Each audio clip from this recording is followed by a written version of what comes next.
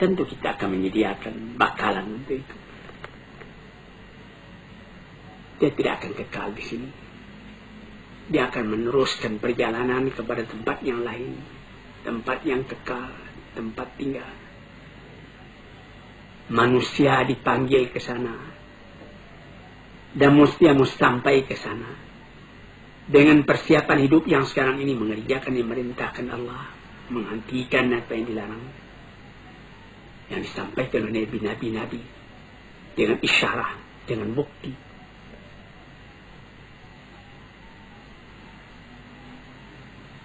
Dengan demikian baru sampailah manusia tadi kepada ketentraman hatinya. Untuk itulah dia dijadikan, untuk itulah dia dipersiapkan perjalanan yang menuju ke sana. Dia ke sana pasti. Adapun hidup yang sekarang ini belum pasti. Memastikannya sikap kita sendiri, bagaimana kita menyabarangi jalan itu. Nah, itulah hadirin yang terhormat, hakikat dari kehidupan yang dikatakan tadi, yang di seberang hidupnya sekarang itu hidup yang sejati. Sekian dulu, lain-lain hari kita sambung lagi. Assalamualaikum warahmatullahi wabarakatuh.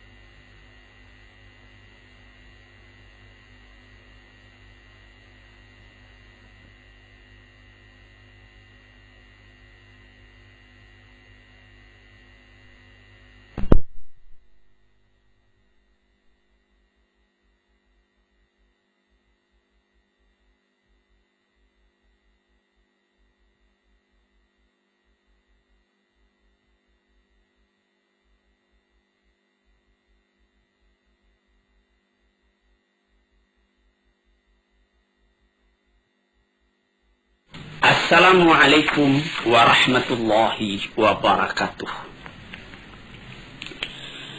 Hadirin, selamat mendengarkan radio kita ini.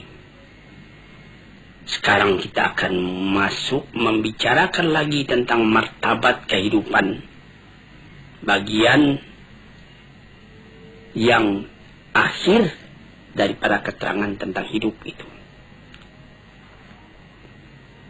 Hidup yang kekal, yang menjadi tujuan dari segala kita yang hidup ini. Hidup yang dikejar oleh tiap-tiap orang yang sadar akan arti hidup sendiri. Itu orang berlomba menempuhnya.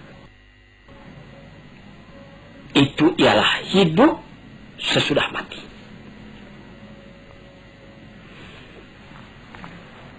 Itulah yang diserukan oleh kitab-kitab yang diturun oleh Tuhan. Itulah yang disampaikan oleh nabi-nabi yang diutus oleh Tuhan.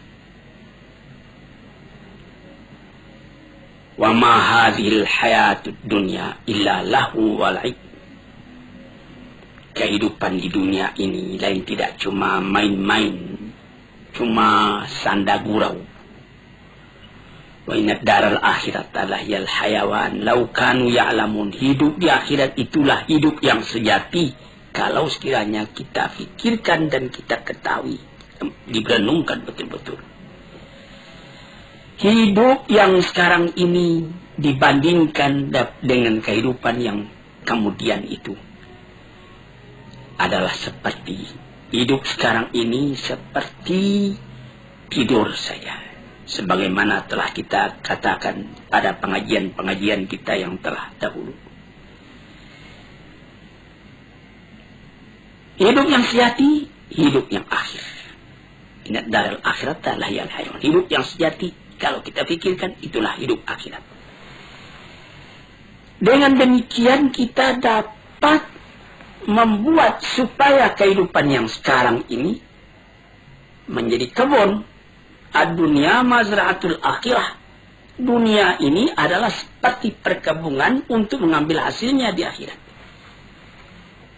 Mendorong kita supaya di dunia ini berbuat baik banyak-banyak.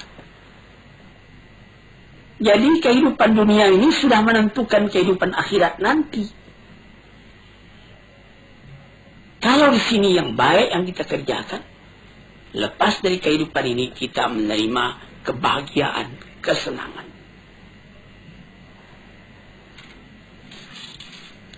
Nabi Muhammad sallallahu alaihi wasallam pernah memisalkan. Apa kata beliau? Mat dunya fil akhirati illa kama yudkhilu ahadakum isbi'ahu fil yami. Falyanzur bima tarja. Kehidupan di dunia ini jika dibandingkan dengan kehidupan akhirat, kata beliau, hanyalah seperti seorang yang mencecahkan ujung telunjuknya ke dalam air, ke dalam laut. Kemudian dicabut kembali, basah. Basah yang sedikit di tangan itulah yang hidup di dunia ini. Berapa luas lautan lagi? Tidak dapat kita tentukan berapa dalam bertambah luasnya dibandingkan dengan yang air yang tinggal di ujung jari kita tadi. Ada yang katakan juga tanaffasatil akhirah. Hari akhirat itu menafaskan jiwanya. Jadi seperti kita satu di antara nafas itu yang sekian ribu kali kita nafaskan siang dan malam selama hidup kita. Satu kali kehidupan itu ada nafasnya. Seumpama itulah bilangan dunia ini dibandingkan dengan akhiratnya akan kita dapati. Berapa ribu kali sehari. Begitu. Yang sekali itu, itulah hidup. Hidup yang sekarang ini. Maka orang yang pandai memakaikannya, nafas yang sejenak itu dapat dipakainya dengan baik. Dan dia beramal menurut itu. Atau dia menukikkan dirinya masuk ke dalam air lautan sehingga basah ujung jarinya. Itulah bagaimana cara membasahi, bagaimana cara bernafas.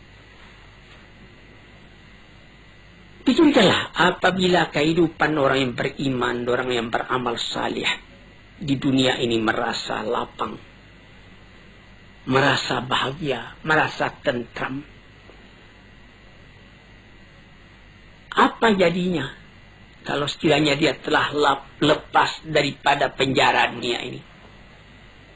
Bercerai nyawa dengan badan dia masuk ke alam barzakh.